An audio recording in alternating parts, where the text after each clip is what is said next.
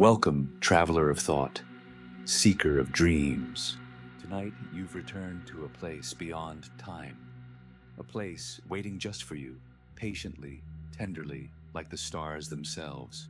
Wherever you are, however your day unfolded, you're here now. And that is all that matters. This moment belongs to you. So gently, it will unfold into something timeless. So breathe with me now. Slow, full breath in, and let it flow back out like a river returning to the sea. Again, softly in and out. With each breath, let your body begin to release tension, like a leaf gently falling through still autumn air. You don't have to do anything, just be. Now imagine with me, far away, nestled beneath the stars and cradled by time, lies an ancient land. In this land, hidden like a dream whispered between the winds, there is a garden. But this is no ordinary garden. This is the celestial garden of dreams. They say this garden exists between the waking world and the realm of stars. It's the place where thoughts soften into dreams, where philosophy becomes song, and where souls gather, not to speak, but to remember. Tonight, you are being gently guided there. Imagine a path forming beneath your feet, a path made of smooth stone warmed by moonlight. It stretches ahead through silver trees, their leaves rustling softly like ancient voices, not speaking words, but feelings. The night is gentle here. Every sound is soft, every light is kind, and you walk slowly, with no rush, with no reason to hurry. Each step brings you closer to stillness, closer to peace, closer to the garden. And as the path opens, there it is, the celestial garden, glowing under a sky scattered with stars so bright and ancient. They feel more like memories than light. Now enter, gently. You may pass through the ivy-covered archway. The garden welcomes you, not with noise or fanfare, but with silence that embraces. This is a place where even your thoughts begin to slow, where your spirit exhales. Within the garden, at the heart of a moonlit clearing, are two figures seated on stone benches beside a pool of still mirrored water. They are not strangers to you. They are philosophers of old, Eudoxus and Callias. But they are more than that. They are reflections of your own mind, your wisdom and your wonder, meeting under the stars. Let us sit with them now. Let us listen. The older of the two, Eudoxus, is serene. His eyes carry galaxies. His voice, when he speaks, feels like the sound of wind in pine trees. Callias, he says gently, do you feel it tonight? The younger man, brighter, more alive, his mind dancing like flame, smiles softly. I feel it, master. The stillness, the stars, they seem closer, as if they're listening. They always listen, Eudoxus replies. It is we who forget how to speak their language. Callias looks up. The stars shimmer with ancient patience. He whispers, and how do we remember, master? Eudoxus leans back, his eyes never leaving the sky. We remember by being still, by breathing, by watching not just with our eyes, but with our hearts. At these words, you feel your own breath deepen. You're not just listening to a conversation. You are in it. You are remembering too. Callias gently gestures to the pool before them, reflecting the night sky perfectly. It looks like a mirror of the universe, he says. It replies Eudoxus. This garden was shaped by thought, by soul. It mirrors all things, the stars, the mind, the truth we carry but often forget. Callias looks down at his own reflection and sees not his face, but visions, memories, emotions, past and future intertwined. He closes his eyes, overwhelmed not by fear, but by reverence. Then he asks, in a whisper softer than wind, Master, are we part of the stars? Truly? Or is that just a beautiful thought we like to believe? Eudoxus smiles with eyes that have seen many lifetimes. My dear Callias, you were never separate. The iron in your blood was born in stars that lived and died long before our world ever breathed. The atoms that form your heart once danced in the core of giants. You are made of stars. You are not looking at the sky. You are remembering it.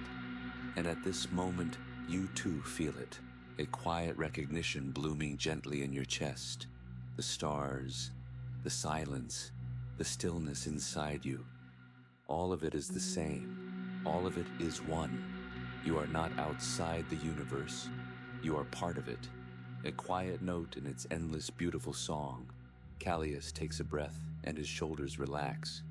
I've spent so long trying to understand everything, to find the truth with my thoughts. Eudoxus gently nods. Thought is a tool, but truth lives in stillness. The older philosopher reaches into the pool with a cupped hand, lifting water that reflects starlight like liquid crystal. Drink, Callias, he says. Callias does. And as he sips from the starlit water, he grows quieter still. The garden softens around him. Sky grows deeper, and everything feels gently at peace. So do you. Now, just rest for a moment. Feel the stillness. Let your own thoughts soften, like ripples settling on the surface of a quiet pond.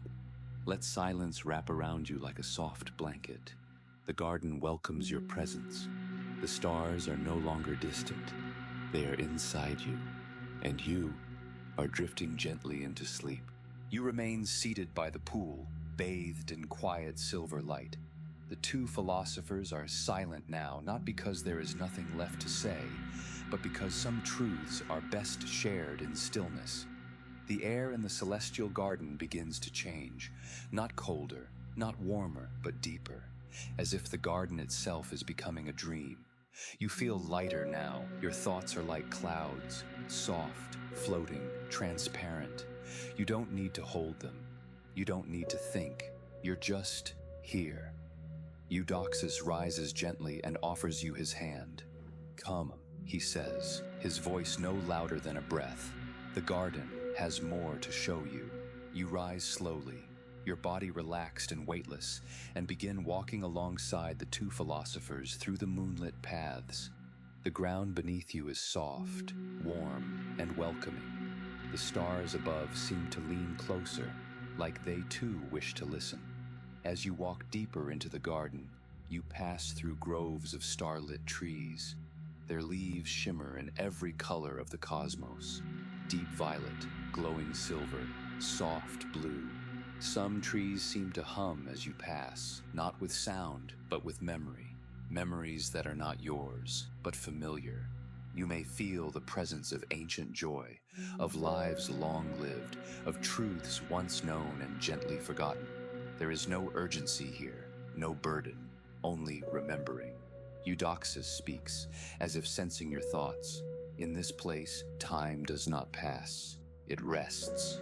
And when time rests, the soul remembers.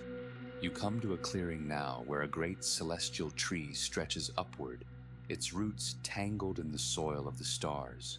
Beneath this tree is a circle of cushions, and in the center, a flame, not fire but something softer, a flame made of quiet knowing. You all sit, no words needed, just presence. Callias looks into the gentle flame, eyes wide, voice tender. Master, is this what truth feels like? Eudoxus smiles. Truth is not a destination. It is a remembering, like coming home after being away too long and realizing it never stopped waiting for you. You let those words rest in your chest like a warm stone. Yes, there is no rush, no need to search. You are already home. The philosophers close their eyes. You do the same. And in this moment, time melts completely. You see now, not with eyes, but with a deeper sight, a vision that unfolds from within. You walk slowly through a dream temple made of flowing starlight. The walls shift with your breath. The floor hums with your heartbeat. Around you are murals that change as you look at them, each one a scene from your life, and from lives you've never lived but somehow still remember. One mural shows a child staring up at the sky in wonder. Another, a traveler walking alone through desert lands, led only by stars. Another, an old soul sitting in silence, smiling at nothing and everything. These are all you, not separate, but reflections, different faces of one soul, yours. And in this temple of your own memory and becoming, you find a quiet knowing rising gently inside you that every star you've ever loved, every path you've taken, every question you've asked was part of this returning, this rest. The dream shifts again. Now you are floating, softly, high above the garden. You see it glowing below like a living constellation. You see yourself below, sitting beside the philosophers who are not really separate from you at all. They are your inner voices, your wisdom and your wonder, your stillness and your curiosity. And above, the stars are no longer far away. They are all around you. You drift through them as if through petals in water. And one by one they begin to speak, not with words, but with feeling. You are safe now. You are loved. You are guided. You belong. Let these words wrap around you now like the softest blanket. Let your heart receive them fully, because it's true, dear soul. You belong. You always have. Drifting deeper now. Let your breath grow slower. Let your muscles sink heavier. Let your mind become quieter. Now the garden begins to fade, but not with sadness. It fades the way music does when it lingers in the heart. Even after the last note, Eudoxus stands once more and gently places his hand on your shoulder. His touch is grounding, timeless. Callias bows softly, his eyes full of peace.